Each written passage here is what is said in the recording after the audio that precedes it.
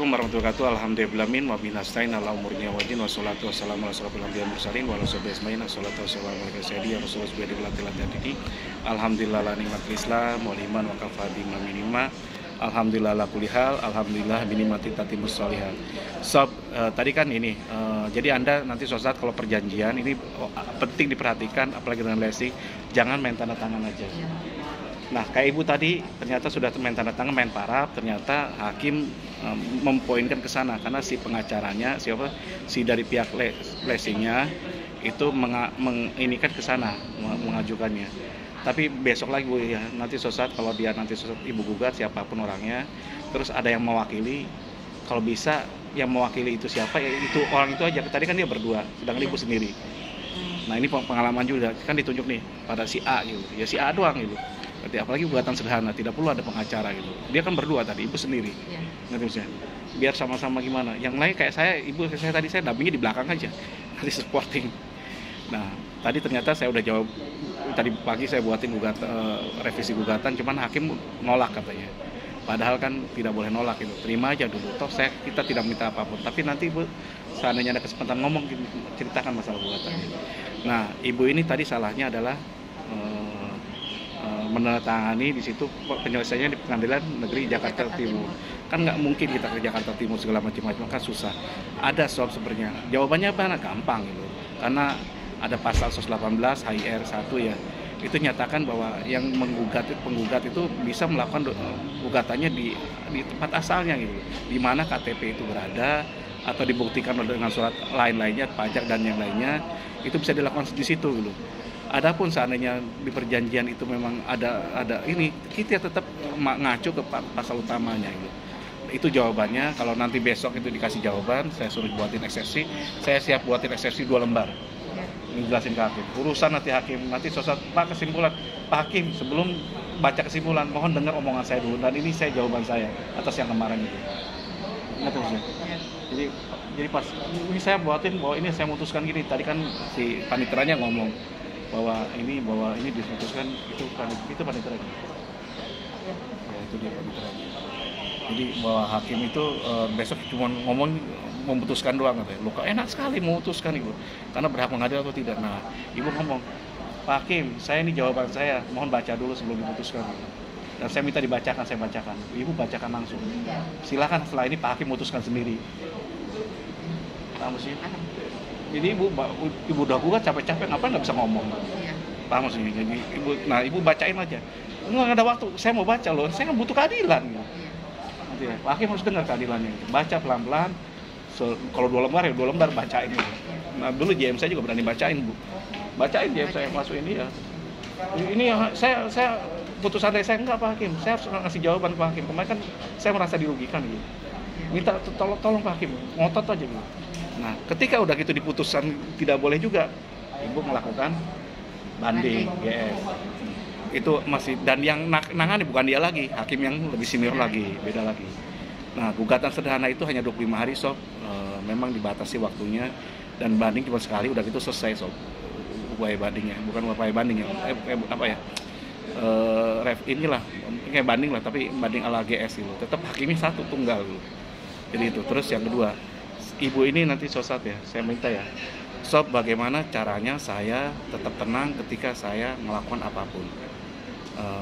Jadi mau kalah, mau menang, mau gimana, saya tuh hanya, mohon maaf ya, saya ini hanya tunduk pada Allah gitu.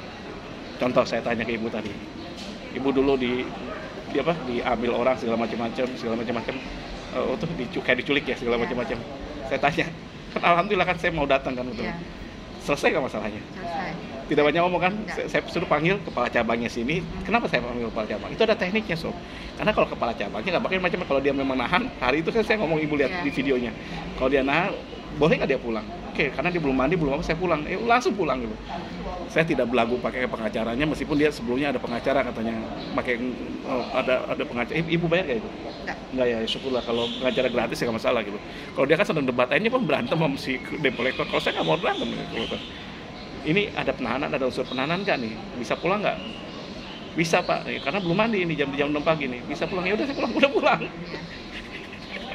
5 menit pulang gitu. Terus yang kedua tadi juga sama. Sebenarnya saya tidak diharapkan datang hari ini, cuman saya tahu ibu butuh dukungan gitu.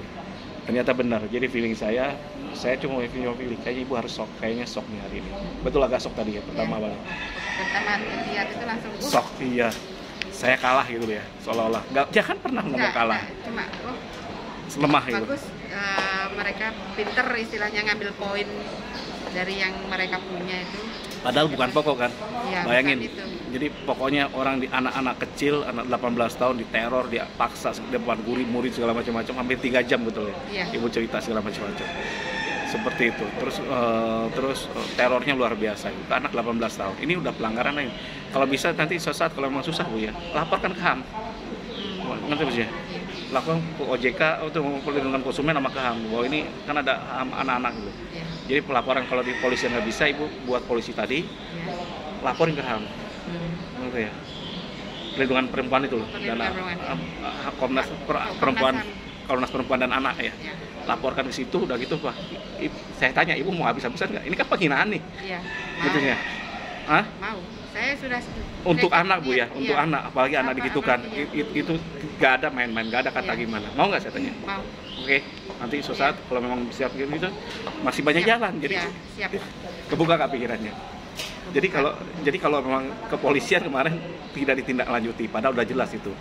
Padahal hukum, mudah-mudahan Pak Kapolri lah tahu gitu segala macam-macam, atau Kapolda lah setidaknya di sini di Bali ini. Karena apa? Karena udah pelaporan kok dicuekin gitu. Padahal ini anak kecil loh, anak perempuan loh. Anak perempuan 18 tahun, bayangkan kalau anda seperti itu. Dan mereka melenggang begitu saja gitu. Tidak nunjukin fidusia, ngambilnya banyak kan, padahal kan aturannya cuma 1 orang doang yang ditunjuk dulu. Kenapa yang datang 4-5 orang gitu? Bagi ibu itu sampai 6 orang. Anak kecil digerebek berapa orang gitu? Apa nggak stres, trauma gitu? Nah besok nanti selesai laporkan nih, kalau polisi nggak bisa, kita lapor ke Komnas Perempuan, Anak dan Perempuan. Jadi seperti itu, perlindungan anak dan perempuan. Ibu buat ininya, ceritakan kronologi yang lengkap. Anak saya mau trauma besok, laporkan langsung kapan datangnya, telepon dulu di mana tempatnya, nanti saya datang dulu. Oke. Ya. Jadi, nah ibu beruntung nggak? Kok saya sendiri yang dampingi? Alhamdulillah beruntung banget. Bener. Menurut ibu ya, saya tanya, apa saya bisa dibayar gitu saya datang? Ibu bayar nggak saya spesial Bu? Bayarnya apa ke saya mintanya? Al-Fatihah sama itu yang Selawat Nabi ya. Selawat Nabi. Dan doa terbaik mudah-mudahan Iya. saya bisa buatin bank wakaf Uber SKDA untuk bantu kita semua. Jadi itu intinya. Jadi kalau saya Sob ya, Anda mau 10 juta, 20 juta belum tentu saya mau. Kenapa? Bukan karena ini. Karena memang saya bilang basic saya ini saya pengusaha Bu. Saya dapetin apa yang saya dapat. Jadi saya tidak pernah, alhamdulillah Allah memberikan saya kecukupan harta itu. Dan saya lebih jangankan ke ibu ya. Saya kok marketingnya sales saya nggak punya itu. Biarkan orang datang sendiri, kan aneh kan, tahu saya nggak ada sales, coba aja lihat Iya. biar mereka datang sendiri, tanya nyimas segala macam-macam. Terus yang kedua, saya melakukan ini bukan karena ibu, buat saya, kenapa? Saya jadi pengen jadi pelayannya Allah gitu. Kenapa? Kalau kita membantu orang, Allah akan bantu, memberikan bantuan pada kita. Jadi ibu sama, ketika saya bantu ibu harus bantu orang lain. Wah, aktif di grup SKDA. Jadi adminnya SKDA siapa sih? Kepridwan atau Nyimas atau siapa? Atau Wuh atau siapa? Bukan, Anda semua. Jadi ketika Anda udah seminggu 2 minggu masuk di grup SKDA, Anda semua jadi admin gitu. Saling bantu, karena tujuannya saling membaikan gitu. Kalau dagang kita siapa lagi? Kalau bukan kita, kalau bukan sekarang kapan lagi? Gitu. Jadi kita semua adalah saling membantu. Jadikan ini, dan ketika ibu tidak membantu orang lain, meskipun padahal ibu punya harta, punya ilmunya, punya ininya, itu kesulitan kita akan nambah Sob. Apalagi kita udah umur di atas 40-50 tahun, ngapain lagi hidup ini? Apa nggak buang waktu? Enggak, toh saya lihat, saya nggak buang waktu segala macam-macam. Meskipun saya sibuk apapun masih bisa dilakukan. Insya Allah ganti dengan keberkahan lainnya. Itu tujuannya ya Sob ya. Kalau Sob mau ketemu, mau gimana, mau sharing dengan saya segala macam-macam, mau belajar, bisa ikut Kopdar Akbar SKDA di Sanur ya, tanggal 2, 3, dan 4 Juli 2021 ya. 2021. Demikian deh, saya kalau salah banyak salahnya karena saya itu gudang kesalahan. Kalau kurang banyak kurangnya karena saya gudang kekurangan. Wabillahi taufiq wal hidayah. Wassalamualaikum warahmatullahi wabarakatuh.